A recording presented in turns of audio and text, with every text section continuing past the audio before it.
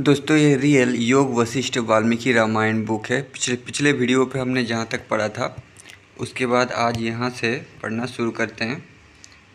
तो श्री राम जी कहते हैं, विषयों को भी देखकर उस प्रकार की चमत्कृति लोगों को होती है। तो दोस्तों रियल रामायण, महाभारत, वेद, पुराण, कामसूत्र, उपनिषद, ये सब बुक अगर आप शुरुआत से पढ़ना चाहते हो पूरा, तो वीडियो के नीचे चैनल के नेम या पिक्चर पे क्लिक कीजिए, या फिर चैनल का नाम कुछ अलग को यूट्यूब पे भी सर्च करके प्लेलिस्ट में जाके देख सकते हैं। तो इस युवावस्था में और आने वाली वृद्धावस्था में आकाशलता के फल के समान मिथ्या रूप भोग शक्ति की कल्पना जब अविचार के कारण बढ़ जाती है, तब भोग और उनके साधनों में आसक्त पुरुषों में परमात्मा के स्वरूप का निरूपण करने वाली कथा का प्रसंग ही नहीं होता। सदा उसका विचार करना तो दूर रहा। जैसे पशु हरी हरी लता रूप फल की प्राप्ति की इच्छा से ही पर्वत शिखर से गिर पड़ता है, वैसे ही उत्कृष्ट भोगशाली पुरुषों का पद प्राप्त करने की इच्छा करने वाले पुरुष राग, लोभ आदि से मूढ़ अर्थात प्रचुर राग और लोभ से अभिभूत अपने चित्त से आहत होकर पूर्वावस्था में ही पतन रूप गत में गिर जाता है। आज के मनुष्य गड्ढे के वृक्ष के समान हैं। जैसे गड्ढे के वृक्ष के छाया, लता, पत्ते, फल फूल आदि गड्ढे में ही रह जाते हैं, प्राणी उनका भोग नहीं कर सकते, वैसे ही मनुष्य भी अपने शरीर के पोषण के लिए ही अपनी विद्या, विनय, धन संपत्ति आदि को व्यर्थ नष्ट कर देते हैं। उनसे किसी दूसरे का उपकार नहीं होता। जैसे कृष्णसार मृग गहन जंगलों में इधर उधर भ्रमण करते रहते हैं, वैसे ही मनुष्य भी कहीं पर दया, उदारता, क्षमा, सौंदर्य, विद्या, विनय आदि से युक्त सज्जन पुरुषों के समाज में, और कभी क्रोध, लोभ, निष्ठुरता आदि से परिपूर्ण पापसक्त दुराचारियों की सन्निधि में घूमता रहता है, विहार करते हैं।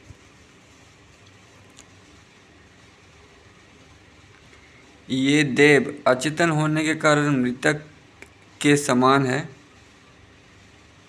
यदि ये जीवित होता तो ऐसा निर्दय ना होता। देव इस संसार में प्रतिदिन फल से भयंकर कष्ट देने वाले विचार के बिना भले प्रतीत होने वाले राग आदि से अत्यंत व्याकुल चित्त वाले लोगों से पूर्ण एवं अंत में कष्ट रूपी फल देने के कारण जिनका उदय दूषित है, ऐसे न्यूनतम कार्य करता है, उसके ये कार्य किसी विवेकशील पुरुष के मन को आश्चर्यचकित नहीं करते। आजकल स्वप्न के समान मिथ्याभूत इस संसार में विविध प्रकार के छल कपटों से व्यवहार करने वाले विषयासक्त मनुष्य सर्वत्र सुलभ हैं। मतलब ऐसे मनुष्य ज़्यादा हो गए हैं, पर विवेकशील पुरुष सर्वथा दुर्लभ है, उनकी कमी हो गई है। और संपूर्ण कर्म अत्यंत दुखों से रहित साधनों और फलों से शून्य है। मतलब उस समय भी ये कम था। ऐसी कोई क्रिया नहीं है जिसके साधन अथवा फल अत्यंत दुख से शून्य हो। सभी क्रियाएं दुखमय ही हैं। समझ में नहीं आता है कि हम लोगों की जीवन दशा कैसे बीतेगी।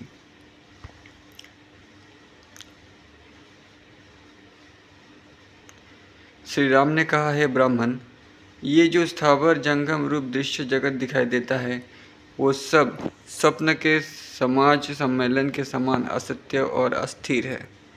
हे मुने, आज यहाँ पर सूखे हुए सागर के समान गंभीर यह विशाल गड्ढा दिखाई देता है, वही कल मेघवाला से परिवेष्टित पर्वत बन जाता है, और जो आज यहाँ पर विविध वन श्रेणियों से परिपूर्ण गगनचुंबी महापर्वत दिखाई देता है, कुछ ही दिनों में वही समतल पृथ्वी के रूप में या गंभीर कुएं के रूप में परिणत हो जाता है। आज जो शरीर रश्मि, वस्त्र, माला और कुमकुम, केसर एवं कस्तूरी के विलेपन से विभूषित है, वही कल वस्त्र शून्य होकर ग्राम या नगर से दूरवर्ती गड्ढे में सड़ेगा। जहाँ पर आज बहुत आचार व्यवहार वाले मनुष्यों की चहल पहल से परिपूर्ण नगर दिखाई देता है, कुछ ही दिनों बाद वहीं पर शून्य अरण्य बन जाता है। जो पुरुष आज तेजस्वी है, अनेक मंडलों पर शासन करता है। वही कुछ दिनों के पश्चात भस्म राशि खार की ढेरी बन जाता है। आज जो महारण्य विस्तार और नीलकांति से आकाशमंडल के समान है, आकाश के समान विशाल और गहन होने के कारण आकाश के समान काला है, वही कुछ दिनों में पताकाओं से आकाश को व्याप्त कर महानगर बन जाता है। आज जो लताओं से आच्छन्न भयंकर वन श्रेणी दिखाई देती है, वो कुछ ही दिनों में जल और वृक्षों से शून्य रेगिस्तान बन जाती है। समुद्र अर्थात जल स्थल बन जाता है और स्थल जलाशय बन जाता है। काष्ठ जल और तीनों से आच्छादित संपूर्ण जगत विपरीत अवस्था को प्राप्त होता है। युवावस्था, बाल्यावस्था, शरीर और द्रव्य राशि से सभी अनित्य है। जैसे तरंग लगातार जल से तरंग रूपता को और तरंग से जल रूपता को प्राप्त होती है, वैसे ही सब पदार्थ निरंतर अपने पूर्व स्वभाव से अन्य स्वभाव को प्राप्त होते हैं। जगत में जीवन प्रखर वायु से पूर्ण स्थान रक्षे हुए दीपक की शिखा के समान अत्यंत चंचल है और तीनों लोकों में सभी पदार्थों की कांति बिजली की चमक के समान क्षणभंगुर है। प्रचुर धान, गेहूँ आदि अन्नों की राशि प्रतिदिन के व्यय से रिक्त हो जाती या खेत में बोई गई और पानी में सिंची जाती हुई धान्य राशि अंकुर और पौधे के रूप में विपरीत अवस्था को धारण करती है। वैसे ही ये विविध पदार्थ परिवर्तन होते रहते हैं, अर्थात कोई भी पदार्थ सदा एक रूप से और स्थिर नहीं रहते हैं। अतः संचय वृत्ति सर्वथा व्यर्थ है। ये संसार नर्तन की भूमिका से युक्त नटी के समान अपना नित्य कौशल व्यक्त करने के लिए अंग परिवर्तन द्वारा पद पद में भ्रम उत्पत्ति करती है। मनोरूपी वायु से परिचालित जीव रूपी धूलि ही इस संसार रचना रूप नर्तकी के वस्त्र है और प्राणियों को नरक में गिरना, स्वर्ग में पहुंचाना और पुनः इसी लोक में लौटाना ही उसके उत्तम अभिनय है। उनसे ये अलंकृत है। कटाक्ष दर्शन के समान क्षणभंगुर व्यवहार परंपरा से मनोहर ये संसार रचना कटाक्षपात और क्षणभंगुर नूतन कारीगरियों से मनोहर नित्यासक्त नटी के समान अद्भुत गंधर्व नगर के समान विविध भ्रम उत्पन्न करती है और यह बिजली रूप चंचल कांति को फैलाती है। अर्थात जैसे इंद्रजालिक स्त्री ज्ञान उत्पन्न कराती है, ये संसार रचना रूप नर्तकी भी वैसे ही जो पदार्थ जैसा नहीं उस प्रकार भ्रांति अवस्तु में वस्तु और वस्तु में अवस्तु दर्शन करा रही है। इसी दृष्टि बिजली से भी चंचल है। अतः ये नित्य में आसक्त संसार रचना नित्य में आसक्त नटी के समान शोभायमान है। वे उत्सव वैभव परिपूर्ण, वे दिन, वे महापुरुष, वे अपार संपत्तियाँ, वे यज्ञ आदि क्रियाएँ कहाँ हैं? वे सब के सब हमारी दृष्टिपथ से दूर हो गए हैं। अब केवल उनकी स्मृति ही शेष रह गई है। वैसे ही हम भी कुछ ही दिनों में चले जाएंगे, केवल स्मृति ही शेष रह जाएगी। ये निंदित संसार प्रतिदिन नष्ट होता है और प्रतिदिन पुनः उत्पन्न होता है। मतलब रात होती है फिर सुबह होता है, कहने का मतलब इस गर्हित आवागमन रूपी संसार का अंत नहीं हुआ है, अर्थात सीमाहीन ये संसरण चलता ही रहेगा। हे भगवान, मनुष्य पशु योनि को प्राप्त करते हैं, पशु मनुष्य योनि को प्राप्त करते हैं और देवता देव भिन्न योनि में जन्म लेते हैं। इस संसार में कौन वस्तु स्थिर है? सभी का परिवर्तन दिखाई दे रहा है, मतलब कुछ भी परमानेंट नहीं है। काल रूपी सूर्य अपने किरणों द्वारा रात दिन की सृष्टि कर अनेक रात्रि और दिनों को बिताकर स्वयं रचित भूतों की विनाश की अवधि की परीक्षा करता है। ब्रह्मा, विष्णु, रुद्र सभी प्राणी वर्ग जैसे जल बाड़ाग्नि का अनुसरण करता है, वैसे ही विनाश का अनुसरण करते हैं। मतलब ब्रह्मा, विष्णु, रुद्र सभी विनाश को फॉलो करते हैं, मतलब उनका भी विनाश होता है, मृत्यु होता है। दुर्लभ पृथ्वी, वायु, आकाश, पर्वत, नदियाँ, दिशा, ये सब के सब विनाश रूपी अग्नि के मूल में स्थित 12 शब्द भाग त्याग लक्षणा द्वारा अग्नि का प्रतिपादक है, क्योंकि अन्यथा प्रसिद्ध बड़व अग्नि जल तक जला डालती है। इसीलिए उसके दाह ईंधनों में शुष्क विशेषण अनुपयुक्त होगा। लिए सूखे काठ हैं। जैसे अग्नि को सूखे काठ को जलाने में कुछ भी विलंब नहीं होता, वैसे ही इसका विनाश होने में भी कुछ काल नहीं लगता। विनाश के भय से भीत पुरुषों के लिए धन, बांधव, भृत्य, मित्र और ऐश्वर्य ये सब भी निरस हो गए। इस जगत में विवेकशील पुरुषों को तभी तक ये पदार्थ भले लगते हैं जब तक विनाश रूपी दुष्ट राक्षस का स्मरण नहीं होता। क्षण में मनुष्य वैभवपूर्ण हो जाता है, क्षण में दरिद्र बन जाता है, क्षण में निरोग हो जाता है और क्षण में ही रोग से आक्रांत हो जाता है।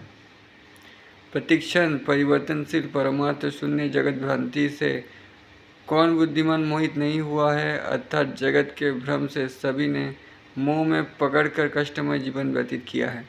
आकाशमंडल कभी सघन अंधकार से आच्छन्न हो जाता है, कभी कनक के समान मृदुकांति से उद्भासित हो उठता है, कभी मेघ रूपी नीलकमल की माला से व्याप्त हो जाता है, कभी गंभीरतर थन गर्जन से परिपूर्ण हो जाता है, कभी मुख की नाई नुकसान हो जाता है, कभी तारों की पंक्तियों से रंजित हो जाता है, कभी सूर्य की किरणों से विभूषित हो जाता है, कभी चांदनी रूपी आभूषण अलंकृत हो उठता है और कभी कोई भी पदार्थ उसमें नहीं रहते हैं।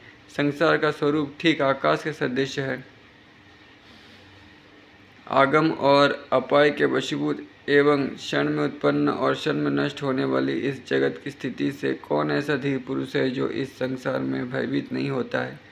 अर्थात विभिन्न आकारों से शून्य आकाश के समान ही संसार के सब भ्रम ही है, परमार्थ कुछ भी नहीं है, किंतु संसार के भ्रम से सभी आबद्ध हुए हैं। हे मुने, क्षण में आपत्तियाँ आती है और क्षण में ही संपत्तियाँ प्राप्त होती है। केवल संपत्तियाँ और विपत्तियाँ ही नहीं, किंतु क्षण में ही जन्म होता है और क्षण में ही मृत्यु हो जाती है। इस संसार में कौन सी वस्तु क्षणिक नहीं है। जो पुरुष पहले अन्य रूप में था, कुछ ही दिनों में अन्य प्रकार का हो जाता है। भगवान सदा एक रूप में रहने वाली सुस्थिर वस्तु यहाँ कुछ भी नहीं है। धड़ा कपास रूप में परिणत होकर वस्त्र बन जाता है और पट भी घट स्वरूप बन जाता है। इस संसार में ऐसी कोई वस्तु नहीं है जिसका परिवर्तन नहीं होता है। क्रम में वृद्धि, विपरिणाम, अपक्षय, विनाश और जन्म को प्राप्त हो रहे देहाभिमानी के समान ये 5 भाव विकार भी चिरकाल तक नहीं रहते, रात और दिन के समान निवृत्त हो जाते हैं, अर्थात परिवर्तित हो जाते हैं। आशय यह है कि रात्रि और दिन के समान उत्पत्ति, स्थिति, बुद्धि, हास और विनाश पारापारी से मनुष्य को प्राप्त होते हैं। ये प्राप्त होकर स्थिर नहीं रहते, किंतु पुनः पुनः परिवर्तित होते रहते हैं। बलवान दुर्बल के हाथ मारा जाता है। एक व्यक्ति भी सैकड़ों व्यक्तियों को धराशायी बना देता है एवं सामान्य व्यक्ति भी प्रभुता को प्राप्त हो जाता है। सारा जगत ही परिवर्तनशील है। जल की वेगवती क्रिया के साथ संपर्क होने से तरंगों की पंक्तियाँ जैसे लगातार परिवर्तित होती है, वैसे ही ये चेतन प्राणी समूह भी जड़ प्राण, इंद्रिया आदि के संसर्ग से निरंतर परिवर्तित होती है। बाल्यावस्था थोड़ी दिनों में चली जाती है, अनंतर यौवन का पदार्पण होता है, वो भी बाल्यावस्था के अनुसार थोड़ी ही दिनों में चल बसता है। अनंतर वृद्धावस्था आती है, देह में भी स्थिरता नहीं है। बाह्य पदार्थ में तो एक रूपता की क्या आशा की जा सकती है। मन कभी कभी विषय को देखकर आनंदित होता है, क्षण में ही अन्य को देखकर दुखी हो जाता है और क्षण में सौम्य बन जाता है। नट के समान मन सभी स्वरूप को धारण करता है, अर्थात कभी दुखी, कभी आनंदित और कभी सौम्य रूप हो जाता है। जैसे बालक क्रीड़ा में कभी कुछ वस्तु बनता हुआ थकता नहीं, वैसे ही ये विधाता भी इधर दूसरी उधर और उधर वस्तु को बनाता हुआ कभी खिन्न या थकता नहीं। जैसे बालक खेत में कभी कुछ करता हुआ नहीं थकता है, आशय यह है कि बालक के समान ही विधाता निर्माण करता हुआ क्रीड़ा कर रहा है। विधाता मनुष्यों को धान आदि के समान संचित कर बढ़ाता है, उनसे अन्य साधनों का चयन करता है, उत्पन्न करता है, भक्षण करता है, मारकर फिर सृष्टि करता है। रात और दिन के समान ये क्रम से आते जाते रहते हैं।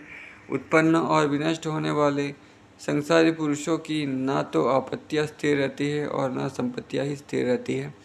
ये काल समर्थकों को भी अनादर के साथ परिवर्तन करने में अति दक्ष है। ये प्राय सब लोगों को आपत्ति में डालकर क्रीड़ा करता है।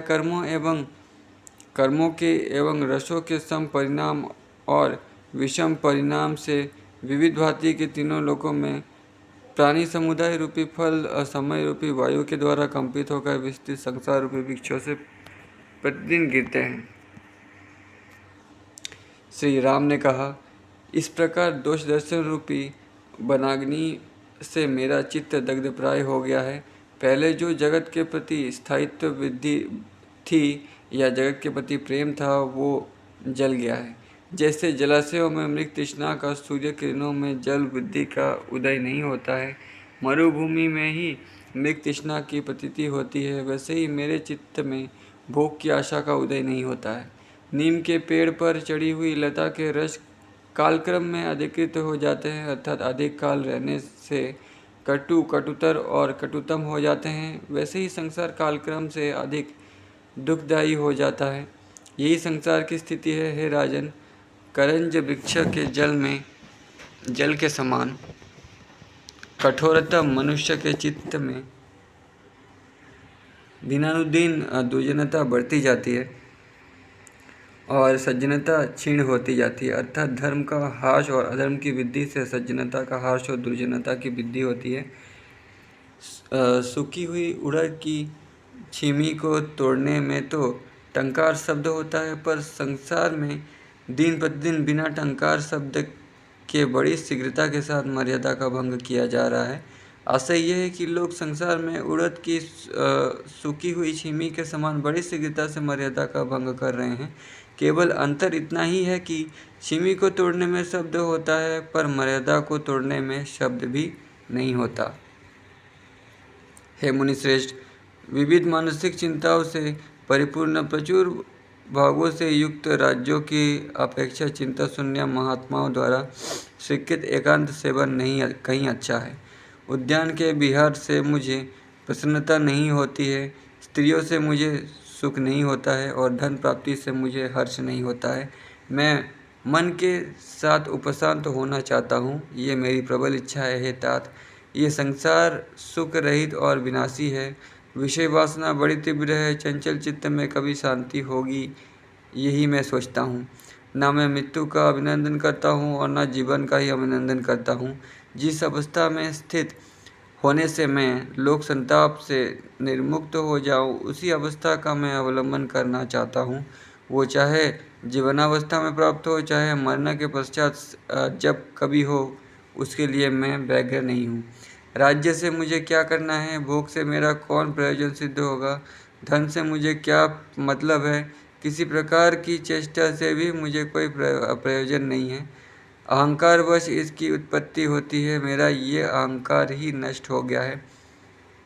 इंद्रियों का विषय की आसक्ति से मुक्त होना बड़ा कठिन है। अतएव इंद्रियों की गांठ बहुत सुदृढ़ है। उन ग्रंथियों द्वारा जन्म परंपरा रूपी चमड़े की रस्सी में बंधे गए जीवों में से जो प्राणी उस बंधनों से छुटकारा पाने के लिए यत्न करते हैं, वे ही श्रेष्ठ पुरुष हैं।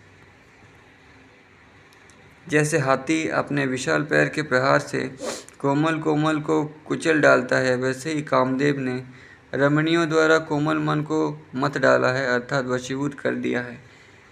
हे मुनीश्वर, यदि आज अर्थात इस बाल्यावस्था में निर्मल बुद्धि से चित्त की चिकित्सा का अवसर कब आएगा? आशय यह है कि भली भांति जड़ ना जमी हो, तभी छोटा सा वृक्ष उखाड़ा जा सकता है। जब तक बद्धमूल हो जाता है तब तो उसे उखाड़ना बड़ा कठिन है। विषय की विषमता ही विष है। प्रसिद्ध विष विष नहीं है, क्योंकि विष एक ही देह का अर्थात जिस देह से उसका संबंध होता है उसी का विनाश करता है, किंतु विषय अन्य जन्म के द्वारा उसका भी विनाश करते हैं, अर्थात विषम तो अन्य जन्मों में भी देह को मृत्यु के मुंह में डालते हैं। सुख दुख, मित्र बंधु बांधव, जीवन और मरण ये ज्ञानी के चित्त के बंधक नहीं होते हैं। कारण यह है कि ज्ञानी इनके वश में नहीं होते हैं। हे ब्राह्मण, इसलिए ज्ञानी होकर शोक भय और खेद से शीघ्र मुक्त हो जाऊं, वैसा उपदेश मुझे शीघ्र दीजिए। अज्ञता भीषण अरण्य के सदृश है।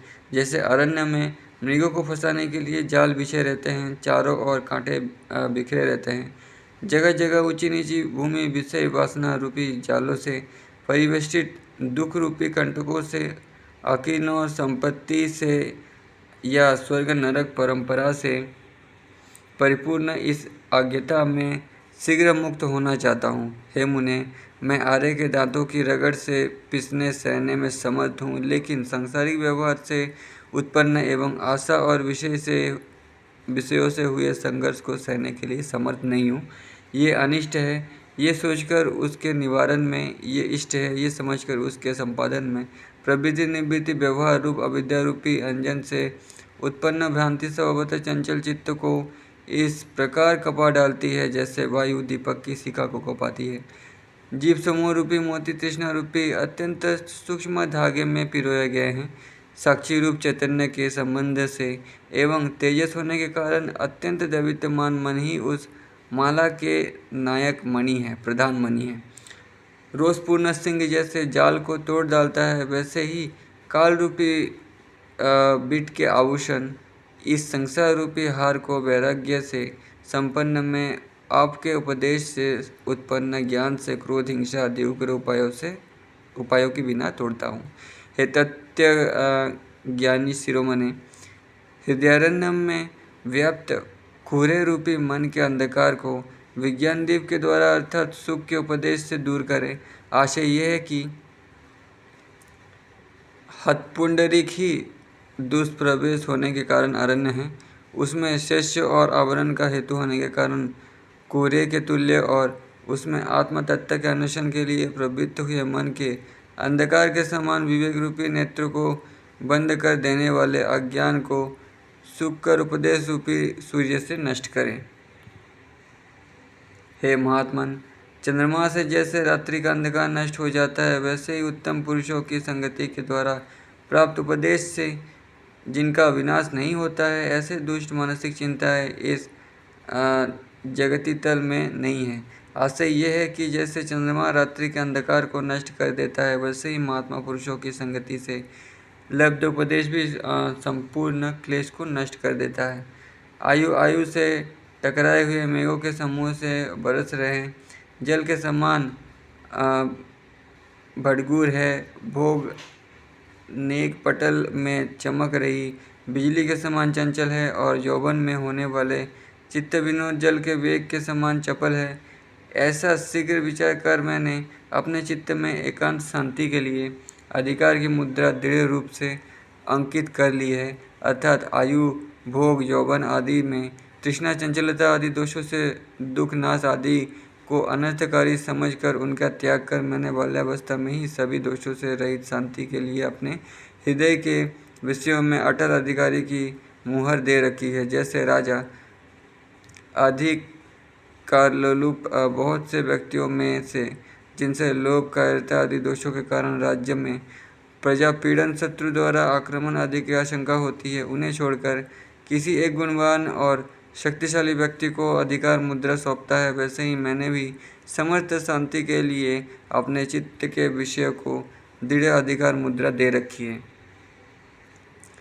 श्री राम ने कहा, इस प्रकार सैकड़ों अनर्थों से परिपूर्ण संसार रूपी अंधे कुएं के छिद्र में संपूर्ण प्राणियों को मग्न देखकर मेरा मन चिंता रूपी कीचड़ से फंसा गया है। मेरा मन घूम सा रहा है और मुझे भय भी हो रहा है। अतः मेरा शरीर पुराने वृक्ष के पत्तों के समान कांप रहा है। जैसे निर्जन स्थान में रहने वाली अल्प बलशाली पति की मुग्धा नारी पद पद में भयभीत रहती है, वैसे ही उत्कृष्ट संतोषदायक धैर्य रूपी माँ की गोद ना मिलने के कारण व्याकुल मेरी बाल बुद्धि भी इस संसार में भयभीत हो रही है।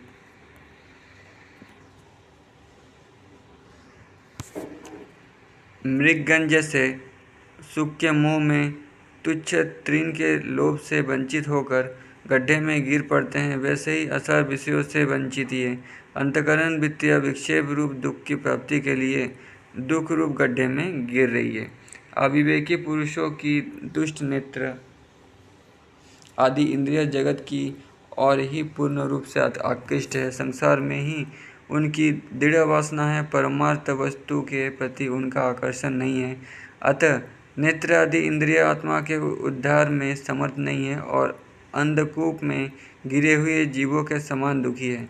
जैसे पति के अधीन कांता ना तो उपरत होती है और ना स्वेच्छा से अपने अभिष्ट स्थान में ही जाती है, किंतु पति के घर में ही रहती है, वैसे ही जीव रूपी पति की कांता चिंता भी ना तो उपरत होती है और ना अभिष्ट विषयों को ही प्राप्त करती है, किंतु अपने पति जीव के प्रिय स्थान हृदय में ही निवास करती है।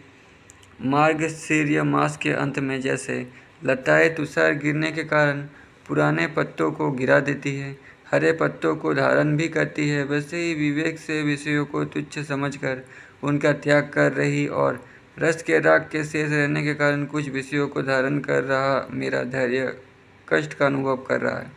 मेरी चित्त की अस्थिरता सांसारिक और पारमार्थिक संपूर्ण दुखों का विनाश कर स्थित है। अंतराल में स्थित मुझे न ऐहिक सुखी प्राप्त है और न परमार्थ की आशय है कि आधा विवेक होने के कारण ना तो मैं सर्वथा संसार के सुखों का परित्याग कर पाता हूँ और ना परमार्थ परम सुख का ही अनुभव कर पा रहा हूँ, ना हम स्थित दोनों सुखों से रहित हूँ। पूर्ण ज्ञान के बिना परमार्थिक सुख की प्राप्ति नहीं हो सकती है। जैसे कटे हुए वृक्ष के टूट के द्वारा स्नायु द्वारा अंधकार में सत्य कोटि और असत्य कोटि रूप ये टूट है या पुरुष है, इस प्रकार स्थिरत्व और अस्थिरत्व प्रकारक संशय से लोगों की बुद्धि ठगी जाती है, वैसे ही आत्मतत्व के निश्चय से रहित आत्मतत्व निश्चय में संदेह युक्त मेरी बुद्धि भी ये तत्व है या ये तत्व है, इस प्रकार के संदेह से वंचित हो रही है, अर्थात मैं संशय के कारण विनष्ट हो रहा हूँ। जैसे देवता विविध भोग सामग्रियों से परिपूर्ण भुवनों में विहार करने वाले और शीघ्रगामी अपने विमान का परित्याग नहीं करते, वैसे ही स्वभावतः चंचल नाना भोग सामग्रियों से परिपूर्ण भुवनों में परिभ्रमण से अधिक चपलता को प्राप्त मेरा मन भी चंचलता को नहीं छोड़ पाता है। मैं उसे बलात् रोकना चाहता हूँ, यानी जबरदस्ती रोकना चाहता हूँ, पर तत्वज्ञान न होने के कारण मैं ऐसा नहीं कर पाता हूँ। हे साधु, परमार्थ सत्य जन्म मरण आदि दुखों से शून्य देहादि उपाधि से विरहित भ्रम से रहित वो विश्रांति स्थान कौन है जैसे प्राप्त कर शोक नहीं होता है। हमारे ही समान दृष्ट और अदृष्ट रूप फलदायक संपूर्ण कर्मों के अनुष्ठाता एवं लौकिक व्यवहार में तत्पर जनक आदि महापुरुषों ने कैसे उत्तम पद को प्राप्त किया। जनक आदि महापुरुष ने, यानी सीता के पिता राजा जनक, जो ज्ञान लिए थे अष्टावक्र से। अष्टावक्र गीता में पहले पढ़ चुका हूँ, आप देख सकते हैं। तो राम भी राजा जनक को ही ज्ञानी कह रहे हैं, क्योंकि अष्टावक्र जैसे महान दिव्य पुरुष ने ज्ञान दिया था, और कृष्ण भी गीता में जनक को ही ज्ञानी कहते हैं और किसी को नहीं है। हे अन्य को मान देने वाले, इस संसार में वो कौन सा उपाय है जिससे कि संसार रूपी पंख पुण्य पाप रूप पंख का या शोक मोह रूप पंख या बहुधा शरीर से संपर्क होने पर भी मनुष्य उससे लिप्त नहीं होता। महान आशय संपन्न पाप शून्य आप श्रेष्ठ जन किस दृष्टि का अवलंबन कर जीवन मुक्त होकर संसार में विचरण करते हैं? विशेष स्वरूप भोगात्मक सर्प लुभाते हुए भय के लिए हैं, नश्वर और कुटिल आकार वाले विषय कल्याण के लिए कैसे हो सकते हैं? जैसे विष सामर्थ्य संपन्न कुटिल चंचल सर्प कल्याणकारी कैसे हो सकते हैं? मोह रूपी हाथी के द्वारा मथा गया काम आदि रूपी कीचड़ और सेवार से व्याप्त प्रज्ञा रूपी तालाब कैसे अत्यंत निर्मल हो सकता है? संसार में व्यवहार करते हुए भी किस प्रकार कमल के पत्ते में जल का संपर्क न होने के समान पुरुष बंधन में नहीं आता है? इस संपूर्ण दृश्य प्रपंच को तत्व दृष्टि से आत्मा के समान और बाह्य दृष्टि से तृण के समान देख रहे एवं कामादि वृत्तियों का स्पर्श न कर रहे मन वाले पुरुष कैसे श्रेष्ठता को प्राप्त करते हैं? जिसने अज्ञान रूपी महासागर पार कर लिया है, ऐसे किस महापुरुष के चरित्र का स्मरण पूर्वक आचरण कर मनुष्य दुखी नहीं होता है? अविनाशी होने के कारण प्राप्त करने के योग्य मोक्ष या कल्याण क्या है और कर्म उपासना आदि का उचित फल क्या है? इस विषय संसार में कैसे व्यवहार करना चाहिए? है प्रभु, मुझे तत्व का उपदेश दीजिए। योग वशिष्ठ से कह रहे हैं, जिससे मैं अपव्यवस्थित ब्रह्मा की कृत्य जगत की पूर्व पर वस्तु का ज्ञान कर सकूं, अर्थात जगत के आदि और अंत में अवशिष्ट रहने वाला परमार्थिक तत्व को जान सकूं। हे ब्राह्मण, जैसे मेरा हृदय रूपी आकाश के चंद्र रूप शाबाश अंतःकरण का मल अज्ञान हट जाए, वैसा प्रयत्न आप निर्विघ्न होकर कीजिए। इस संसार में कौन वस्तु पदेय है, कौन वस्तु अनुपादेय है और कौन वस्तु न उपादेय है न अनुपादेय है? ये चंचल चित्त कैसे पर्वत के समान स्थिरता शांति को प्राप्त कर सकता है? सैकड़ों क्लेशों की सृष्टि करने वाली यह निश्चित संसार रूपी महामारी किस पवित्रतम मंत्र से अनायास शांति को प्राप्त कर सकती है? जैसे पूर्ण चंद्र अत्यंत आनंद देने वाली से शीतलता को प्राप्त करता है, वैसे ही मैं भी आनंद रूपी भिक्षा की मंजरी रूप देश परिच्छेद और काल परिच्छेद से शून्य शीतलता को अपने हृदय में कैसे प्राप्त करूं? आप तत्वज्ञ और सज्जन हैं, अपने में पूर्णता को प्राप्त कर पूर्ण में इस लोक में फिर शोक को प्राप्त ना करूं, वैसा आप मुझे उपदेश दीजिए। हे महात्मन, जैसे वन से कुत्ते स्वल्प बल से युक्त जीवों की शुद्ध प्राणियों की देह को अतिशय पीड़ित करते हैं, वैसे विविध संशय सर्वोत्कृष्ट आनंदमय ब्रह्मपद में आत्यंतिक स्थिरता से रहित पुरुष को सदा अतिशय पीड़ित करते हैं। श्री राम ने कहा, इस संसार में जीव की आयु ऊंचे वृक्ष के चंचल पत्तों में लटक रहे जलकन ओष बिंदु के सदस्य क्षणभंगुर एवं शिवजी के आभूषण स्वरूप चंद्रकला के सदस्य अत्यल्प है। वर्षा ऋतु में पूर्ण चंद्रमा का भी कठिनाई से यदा कदा ही दर्शन हो जाता है। फिर कला मात्र अवशिष्ट कृष्ण पक्ष की चतुर्दशी के चंद्रमा की दुर्लक्षता में तो कहना ही क्या है, उसके दिखाई देने में ही आश्चर्य है। दुर्लक्ष होने के कारण यदि कहा जाए कि उसका अस्तित्व ही नहीं है, तो भी कोई अत्युक्ति न होगी। तुच्छ देहधानों के खेतों में बोल रहे मेंढकों के गले के चमड़े के समान अस्थिर है। इष्ट मित्र और बंधु बांधवों का समागम सद्गति का प्रतिबंधक होने के कारण जाल की तरह तने हुए झाड़ियों के समूह के समान है। वासना रूपी पूर्वा हवा से वेष्टित तुच्छ आशा रूपी बिजली से विभूषित और मोह रूपी निबिड़ कोहरे से जनित मेघों के खूब जोर से तर्जन गर्जन पूर्वक वज्रपात करने पर, अतिशय उग्र और चंचल लोभ रूपी मयूर के तांडव नृत्य करने पर, अनंत रूपी कुटज वृक्षों की कलियों के चट चट शब्द पूर्वक खूब विकसित होने पर, अति क्रूरतम यम रूपी वन विहार के संपूर्ण प्राणी रूपी चूहों का अनवरत संहार करने पर, सदा मूसलाधार वृष्टि के किसी अनिर्दिष्ट स्थान से अपने ऊपर गिरने पर इस संसार में किस उपाय का अवलंबन करना चाहिए, कौन गति है, किसका स्मरण करना चाहिए और किसकी शरण में जाना चाहिए। वैसे अरण्य में प्राप्त आंधी वृष्टि आदि से उत्पन्न क्लेश की निवृत्ति के लिए छाता, छप्पर, चटाई आदि उपाय है। पारद गुटिका, औषधिलेप आदि द्वारा शीघ्र वृष्टि रहित दूर देश में गमन होता है।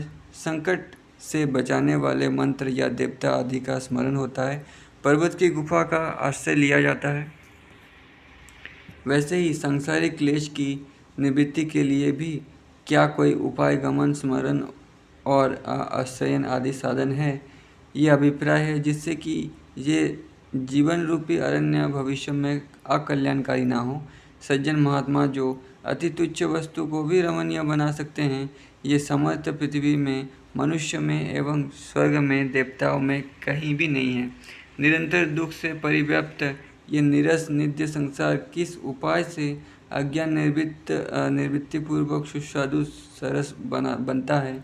जैसे फूलों से अत्यंत रमणीय बसंत के आगमन से पृथ्वी मनोहर हो जाती है, वैसे ही संपूर्ण दुखों की एकमात्र कारण आशा के प्रसिद्ध स्वभाव से प्रतिकूल परिणाम रूपी पूर्ण कामना रूपी दुग्ध स्नान से संसार कैसे रमणीय हो जाता है।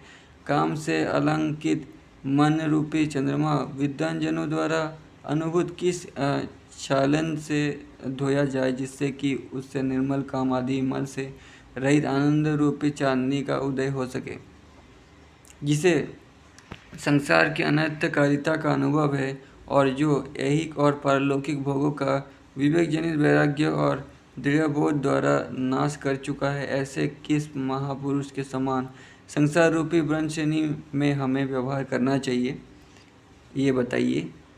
ऐसा बोला जा रहा है, कैसा प्रयत्न करने से राग द्वेष रूपी महाव्याधियाँ एवं प्रचुर भोगों से परिपूर्ण दुखदायिनी संपत्तियाँ संसार रूपी समुद्र में विहार करने वाले प्राणियों का क्लेश नहीं देती है। हे धीर श्रेष्ठ, जैसे अग्नि में गिरने से भी पारद रस जलता नहीं, वैसे ही अग्नि के तुल्य संताप देने वाले संसार में पड़ने पर भी ज्ञानामृत से सुशोभित पुरुष किस उपाय का अवलंबन कर संतप्त नहीं होता है। जैसे सागर में उत्पन्न हुए मछली आदि जल जंतुओं के जल के बिना प्राण नहीं रह सकते हैं, वैसे ही व्यवहारों के संपादन के बिना इस संसार में किस प्रकार स्थिति नहीं हो सकती है। जैसे अग्नि दाह रहित नहीं हो सकती है, वैसे ही इस संसार में ऐसी कोई सत्क्रिया नहीं है जो राग द्वेष से रहित हो तथा सुख दुख से वर्जित हो।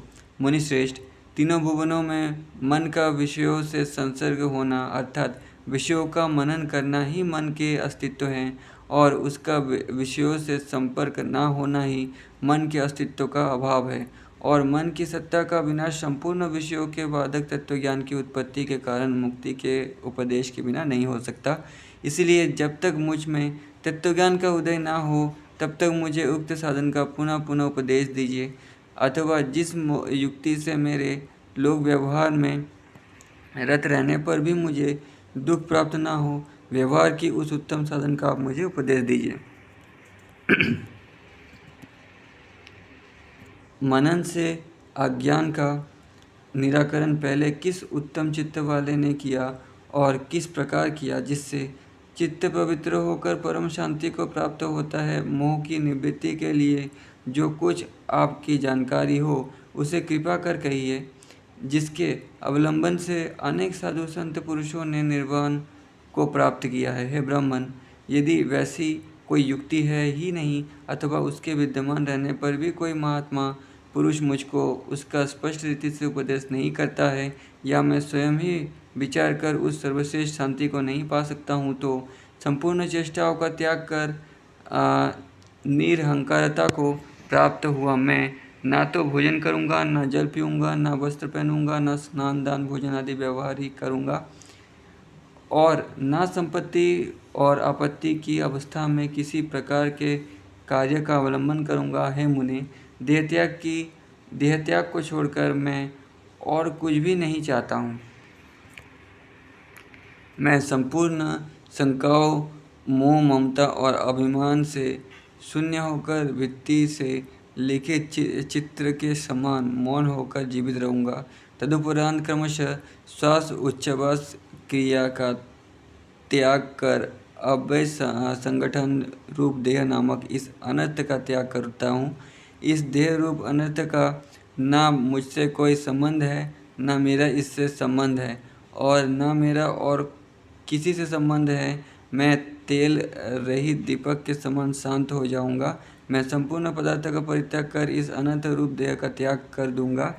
श्री वाल्मीकि जी ने कहा, जैसे मयूर बड़े बड़े मेघों के सम्मुख केकावानी बोलकर थकावट होने के कारण चुप हो जाता है, वैसे ही निर्मल चंद्रमा के सदस्य मनोहर एवं तत्व विचार से उदार चित्त वाले श्री रामचंद्र जी इस प्रकार कहकर वशिष्ठ आदि गुरुओं के सम्मुख मौन हो गए, चुप हो गए। श्री रामचंद्र जी के वचनों को सुनने वाले लोगों के प्रचुर आश्चर्य का तथा देवताओं द्वारा की गई पुष्पवृष्टि का वर्णन श्री वाल्मीकि जी ने कहा। कमल के सदस्य नेत्र वाले राजकुमार श्री रामचंद्र जी के इस प्रकार मन के मोह को नष्ट करने वाले वचन कहने पर वहाँ पर बैठे हुए सभी व्यक्ति आश्चर्य से प्रसन्न नेत्र हो गए। श्री रामचंद्र जी की वाणी सुनने के लिए मानो खड़े हुए उनके रोमराजी से उनके कपड़े छिद गए। वैराग्य की वासना से उनकी संसार के कारणभूत राग द्वेष आदि संपूर्ण वासनाएं नष्ट हो गई और वे क्षण भर के लिए अमृत सागर की तरंगों में ओतप्रोत के समान हो गए। श्री रामचंद्र जी की वे वाणियाँ, वो कथाएं सुनने में समर्थ लोगों ने हार्दिक आनंद से प्रसन्न मुख हो ऐसे ध्यान से सुनी कि वे निश्चलता के कारण चित्रलिखित से प्रतीत होते थे। सभा में स्थित वशिष्ठ विश्वामित्र आदि मुनि, मंत्रणा करने में निपुण जयंत दृष्ट आदि, दशरथ के मंत्री, दशरथ आदि राजा, पौर आदि देशों के शासन सामंत, नगरवासी, भरत आदि राजकुमार, ब्रह्मवेत्ता ब्राह्मण, भृत्य, अमात्य, पिंजरे में स्थित पक्षी, निश्चल क्रीड़ा मृग, मनोविनोद के लिए पाले गए मृग, मृग मतलब हिरन भी पाले गए थे, ठीक है, मनोविनोद के लिए, इसलिए सीता मृग को पालना चाहती थी। घास दाना ना चबा रहे घोड़े, अपने महल के झरोखे पर बैठी हुई, निश्चल अतएव आभूषण के शब्दों से रहित कौशल्या आदि रानियाँ, बगीचे की लताओं में और महल के अग्रभाग में कबूतर आदि के रहने के स्थान में रहने वाले परों को तनिक भी ना हिला रहे एवं चुपचाप पक्षी, आकाशचारी, सिद्ध, गंधर्व, किन्नर और नारद, व्यास, पुलह आदि मुनि श्रेष्ठ, उक्त महानुभावों ने और उनसे अतिरिक्त देवता, देवराज आदि, विद्याधर तथा शेषनाग प्रभृति नागों ने भी श्री रामचंद्र जी के विचित्र अर्थों से परिपूर्ण उदारतम वाणियाँ सुनी। रघुकुल रूपी आकाश के उज्जवल चंद्रमा और चंद्र के समान सुंदर कमल नयन श्री रामचंद्र जी जब उक्त गंभीर वचन कहकर चुप होने पर चारों ओर से उनकी प्रशंसा के पुल बन गए। वाह वाह से आकाश गूंज उठा और साथ ही साथ सिद्धों ने चंद्रमों के समान आकाश से मंदार के पुष्पों के मध्य में विश्राम ले रही भ्रमरों को थोड़ी ही गुनगुनाहट से गुलजार थी। पुष्पवृष्टि की मधुर संगति और सुंदरता से मनुष्यों का चित्त उनके अधीन नहीं रह गया था। वो पुष्पवृष्टि क्या थी, मानो आकाश वायु से गिराए गए तारों की पंक्ति थी। पृथ्वी में गिरी हुई अप्सराओं के हास की छटा थी। बरसने के बाद तर्जन गर्जनों से रहित और बिजली से दैदीप्यमान मेघों के छोटे छोटे टुकड़ों की झड़ी थी। फेंके गए मक्खन के पिंडों की परंपरा थी। मोतियों के हारों की राशि के समान विशाल हिमवृष्टि सी थी। चंद्रमा की किरणों की माला थी और क्षीर सागर के लहरों की पंक्ति थी। उस पुष्पवृष्टि में प्रचुर केसर से पूर्ण कमलों की अधिकता थी और उसके चारों ओर भ्रमर मंडरा रहे थे तथा वो स्पर्श सुख सूचक लोगों की शीतकार ध्वनि से गा रहे। अति सुगंधित और मंद होने के कारण सुख स्पर्श वाले वायु से कुछ कुछ हिल रही थी। उस पुष्पवृष्टि में कहीं पर केतकी के फूल लहला रहे थे, तो कहीं पर सफ़ेद कमली की छटा शोभित हो रही थी, तो कहीं पर कंद के फल अधिक मात्रा में गिर रहे थे और कहीं पर केवल नीले कमलों की वृष्टि हो रही थी। मतलब पुष्प जो ऊपर से गिर रहे थे वो पेड़ों से ही गिर रहे थे। फूलों की लगातार वृष्टि से आंगन, घर, छत और चौतरे सबके सब भर गए थे। नगर के सभी नर नारी ऊपर गर्दन कर पुष्पवृष्टि की छटा को देखते थे। मेघ रहित होने के कारण नील कमल के सदस्य स्वयं आकाश में गिरी हुई ये पुष्पवृष्टि अभूतपूर्व थी। उसने सभी के चित्त को आश्चर्यमग्न कर दिया था। आकाश में अद्भुत सिद्धों द्वारा की गई उक्त पुष्पवृष्टि आधी घड़ी तक लगातार होती रही। सभा में स्थित लोगों को आच्छन्न कर उक्त पुष्पवृष्टि के बंद होने पर सभा में स्थित लोगों ने सिद्ध के वार्तालाप सुना। हम लोग सृष्टि के आरंभ से लेकर स्वर्ग के इस छोर से उस छोर तक अनेक सिद्धों में विचर रहे हैं, पर हमने आज ही कानों को अमृत के समान प्रिय लगने वाले या वेदों के सारभूत ये वचन सुने हैं। विरक्त होने के कारण रघुवंश दीपक श्री रामचंद्र जी ने जो उदार वचन कहे, उन्हें वाचस्पति भी नहीं कह सकते हैं। खेद है कि जिन लोगों ने ऐसे वाक्य नहीं सुने, उनका जन्म व्यर्थ है। बड़े सौभाग्य की बात है कि हमें श्री रामचंद्र जी के मुखारविंद से निर्गत एवं चित्त को अत्यंत आह्लादित करने वाला ये वचन सुनने को मिला।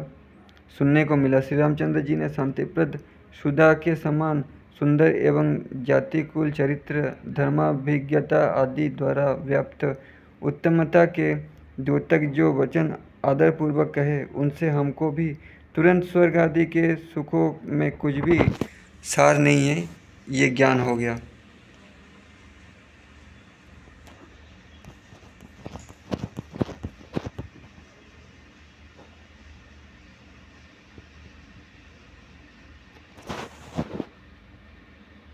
सिद्धों ने कहा, मतलब वहाँ पर जो बैठे थे ऋषि, वो कहे, रघुकुल तिलक श्री रामचंद्र द्वारा उक्त इस पवित्रतम प्रश्न वाक्यों को महर्षियों के द्वारा बक्षमान निर्णय सुनना उचित होगा।